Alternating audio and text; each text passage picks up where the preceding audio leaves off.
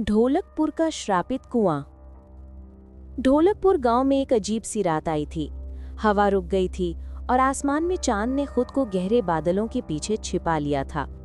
इतनी खामोशी थी कि अपने दिल की धड़कन भी सुनाई दे। वीर गांव का सबसे दिलेर लड़का था, हमेशा की तरह निडर था, पर आज खामोशी उसे चुभ रही थी। उसने अपनी दोस्त छाया से पूछा, ये इतनी चुप्पी क्यों है? क्या तुम्हें डर नहीं लग रहा? छाया ने फुसफुसाते हुए कहा, वीर, रात में गांव के पुराने कुएं से कुछ आवाजें आती हैं। लोग कहते हैं वो खामोशी वहां से शुरू होती है। वीर हंसा, कुआं? वो तो सिर्फ पानी निकालने की जगह है, मैं अभी जाकर देखता हूँ। और बिना किसी को बताए वीर उस पुरानी टूटी हुई बाड़ वाले कुएं की ओर चल पड़ा। जैसे ही वो कुएं के पास पहुंचा, गांव की चुप्पी और गहरी हो गई। कुएं के अंदर से एक लंबी उदास सरगोशी हवा में तैरने लगी। ये किसी आवाज से ज्यादा आवाज के न होने का एहसास था।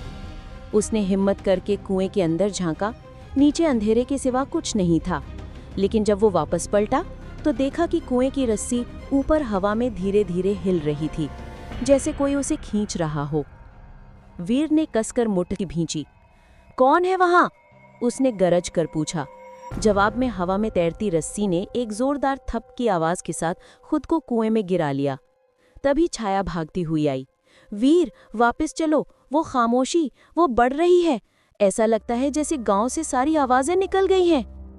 वीर ने छाया का हाथ पकड़ा और कहा, डरने की जरूरत नहीं, हम बस देखेंगे कि ये चुप्पी कहाँ से आ रही है। उसने कुएं के किनारे पड़ी एक लंबी सूखी टहनी उठाई।